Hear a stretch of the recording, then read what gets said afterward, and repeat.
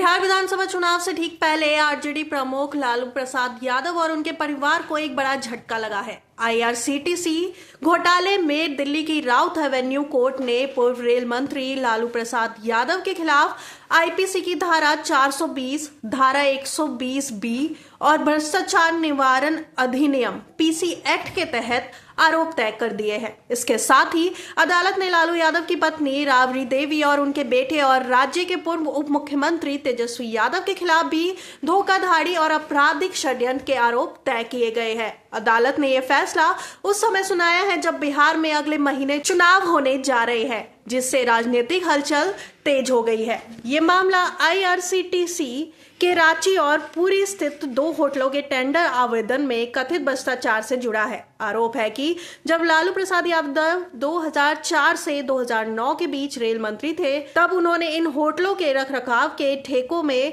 अनियमितताएं की। सीबीआई की चार्जशीट के अनुसार होटल रखरखाव के ठेके विजय और विनय कोचर की स्वामित्व वाली एक निजी company Sujata hotel private limited को दिए गए थे। बदले में कथित रूप से लालू यादव के परिवार को लाभ पहुंचाने के लिए बेनामी संपत्ति और जमीन का लेन देन किया गया था। जांच एजेंसियों के अनुसार ये सौदा घोटाले का केंद्र बिंदु था। अदालत ने इस मामले में सभी आरोपियों को 24 सितंबर को पेश होने का निर्देश दिया था। ये फैसला उस समय आया है जब अदालत ने 29 मई को आरोप तय करने के मुद्दे पर निर्णय सुरक्षित रख लिया था। इसके बाद विशेष न्यायाधीश विशाल गोगने ने सुनवाई के दौरान लालू यादव, राबड़ी देवी और तेजस्वी यादव से पूछा कि क्या वे खुद को दोषी मानते हैं या मुकदमे का सामना करेंगे। तीनों आरोपियों ने खुद को निर्दोष बताया और कहा कि वे अदालत में मुकदमे का सामना करेंगे और आरोपों को कानूनी रूप से चुनौती देंगे। अदालत ने इसके बाद औपचारिक रूप से तीनों के खिलाफ आरोप तय कर दिया, जिससे अब इस मामले की सुनवाई नियमित रूप से आगे बढ़ेगी। ये फैसला ऐसे समय में आया है जब बिहार में विधानसभा चुनाव नजदीक है।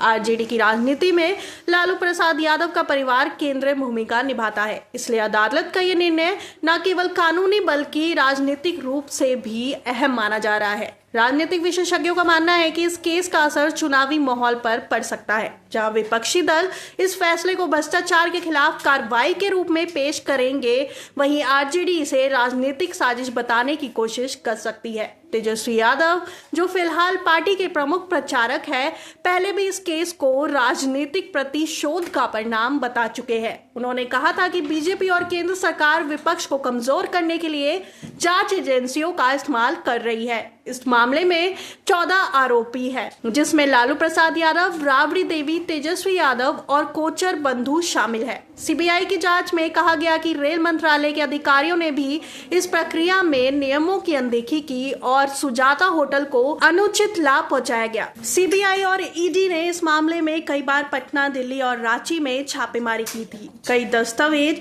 जमीन के सौदों और बैंक ट्रांजैक्शन के रिकॉर्ड को जब्त किया गया था। अब जब अदालत ने आरोप तय कर लिए हैं तो इस मामले में ट्रायल की औपचारिक शुरुआत होगी। आने वाले दिनों में सीबीआई अपने साक्ष्य और गवाहों को पेश करेगी। अदालत ये जांचेगी कि आरोपों में कितनी सच्चाई है और क्या सचमुच टेंडर प्रक्रिया भी भ्रष्टाचार हुई है। आईआरसीटीसी घोटाला केस में आरोप तय होने से लालू परिवार के लिए ये एक बड़ी कानूनी चुनौती बन गई है। चुनावी माहौल में ये फैसला न केवल आरजेडी के लिए मुश्किल बढ़ा सकता है, बल्कि बिहार की राजनीति का सियासी तापमान भी और बढ़ा देगा। अब सबकी नजरें इस बात पे टिकी है कि इस केस का ट्रायल किस दिशा में आगे बढ़ता है और क्या लालू परिवार एक बार फिर अपने ऊपर लगे आरोपों से खुद को निर्दोष साबित कर पाता है या नहीं।